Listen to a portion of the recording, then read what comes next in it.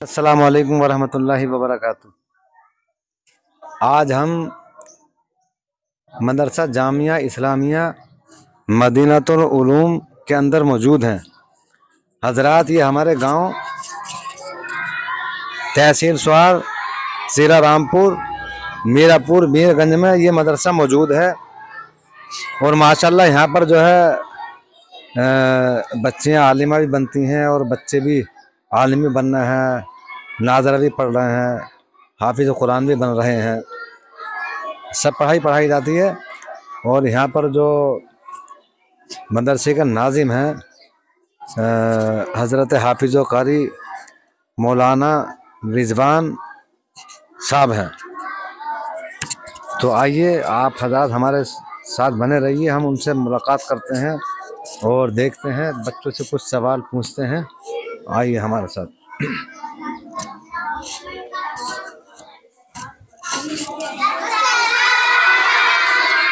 حضرات یہ دیکھیے، یہ بچے ہیں مدرسے سے، ٹھیک ہے بیٹا بیٹھ جائیے،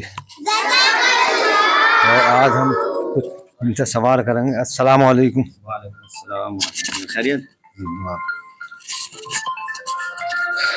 جی جناب، بیٹھیں جی بیٹھیے۔ تو حضرت یہ بتائیے، اپنے یہاں پر مدرسے میں کتنے بچہ تعلیم حاصل کرتے ہیں؟ آپ تھوڑا سا اس کے بارے میں۔ السلام علیکم ورحمۃ اللہ وبرکاتہ۔ یہ جامعہ اسلامیہ مدینۃ العلوم مدرسہ ہے، گرام میرا پور، تحصیل سوار، ضلع رامپور میں۔ اور اس میں الحمدللہ جماعت اعدادیہ اولیٰ ثانیہ اور اس کے ساتھ ساتھ LKG فرسٹ سیکنڈ تھرڈ، یعنی کہ دینی و دنیاوی دونوں تعلیمیں ایک ساتھ یہاں پر دی جاتی ہیں۔ یہ آپ دیکھیے ادھر بچے بیٹھے ہیں، یہ ان کے پاس یہ قرآن شریف والے بھی ہیں یہاں پر، اور ساتھ میں یہ ہندی والے، انگلش والے، اور یہ ادھر درس نظامی کی کتابیں رکھی ہیں، یہ جماعت ثانیہ۔ تو یہاں پر الحمدللہ دونوں تعلیمیں ہوتی ہیں، اور یہ خاص جو ہے اسپیشل لڑکیوں کے لیے مدرسہ اس وقت قائم ہے، اور جو طالبات ہیں وہ الحمدللہ پردے کی حالت میں تعلیم حاصل کرتی ہیں، وہ اندر بیٹھی ہیں، ابھی اپنی تعلیم میں ہیں۔ اور جو ہے یہ 6-7 سال کی عمر سے لڑکے اور 12-14 سال تک کی عمر کے لڑکوں کو بھی یہاں تعلیم دی جاتی ہے، یعنی جو نابالغ بچے ہوتے ہیں نابالغی عمر تک ان کو تعلیم دی جاتی ہے۔ باقی لڑکیوں کی جو تعلیم ہے اس کی ایج کی کوئی لمٹ نہیں ہے، وہ کسی بھی عمر کی لڑکی جو ہے یہاں پر تعلیم حاصل کر سکتی ہے اور کر رہی ہیں الحمدللہ۔ جی تو یہ بتائیے کہ یہاں پر یہ بچے تو پڑھتے ہیں ماشاءاللہ، جی، بہت خوشی ہو رہی ہے۔ میں تو میرے خیال سے پہلی بار ہاں، آپ تو پہلی بار آئے ہیں؟ پہلی بار آیا ہوں، جی ہاں۔ اور میں آتا ہی بہت جلدی میں ہوں۔ جی، آپ کو ٹائم نہیں ملتا۔ پھر جو ہے میں جمعہ کے دن ٹکٹ ہے، جی، واپسی کا۔ ہاں واپسی کا، ممبئی والی جو ٹرین ہے۔ جی تو بچوں سے بھی سوال ہم کچھ کریں گے انشاءاللہ تعالیٰ۔ ابھی تھوڑا سا آپ یہ بتائیے ہمارے آڈینس کو جو دیکھ رہے ہیں اچھا جی، کہ ابھی رمضان کا مہینہ آ رہا ہے، ٹھیک۔ تو بہت سارے ہمارے اسلامی بھائی ایسے ہیں کہ وہ رمضان کے مہینے میں روزے نہیں رکھتے۔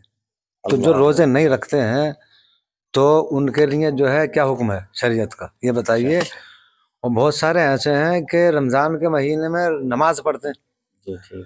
اور غیر رمضان میں نماز نہیں پڑھتے۔ وہ یہ سوچتے ہیں شاید ہو سکتا ہے کہ رمضان کے مہینے میں ان پر فرض ہے، جی جی جی، غیر رمضان میں نہیں ہے۔ رمضان میں تو بہت مطلب ٹوپی اوڑے رہتے ہیں، نمازی بنے رہتے ہیں، باقی پھر چھوڑ دیتے ہیں۔ تو یہ تھوڑا سا بتا دیجئے، اس کے بعد میں ہم پھر بچوں سے سوال کر رہے ہیں۔ ٹھیک ٹھیک۔ جی، ہمارے بھائی حافظ قاری مولانا غلام یاسین صاحب نے سوال کیا ہے کہ ماہ رمضان المبارک میں کچھ لوگ روزہ نہیں رکھتے ہیں، تو ان کے لیے کیا حکم ہے؟ تو سب سے پہلے یہ ہے کہ قرآن پاک میں اللہ تبارک و تعالیٰ نے ارشاد فرمایا ہے، یا ایھا الذین آمنوا کتب علیکم الصیام کما کتب علی الذین من قبلکم لعلکم تتقون، یعنی اے ایمان والو، تم پر رمضان المبارک کے روزے فرض کیے گئے جیسے کہ تم سے پہلے والے لوگوں پر فرض کیے گئے تھے، لعلکم تتقون، اس لیے کہ تم پرہیزگار ہو جاؤ۔ اس آیت مبارکہ میں روزے کی فرضیت کا حکم فرمایا گیا ہے۔ تو روزہ جو ہے یہ فرض ہے، اور فرض کو جان بوجھ کر چھوڑنا سخت گناہ اور گناہ کبیرہ ہے۔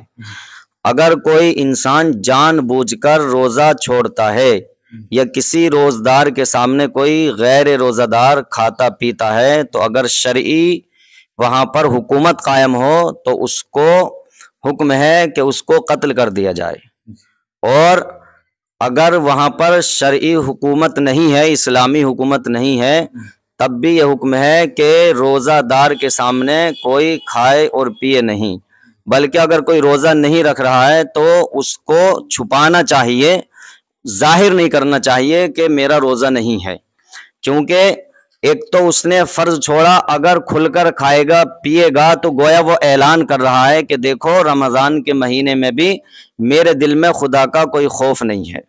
تو خدا کا خوف نہ ہونا، اس چیز کا اظہار کرنا ایک دوسرا گناہ ہو جاتا ہے۔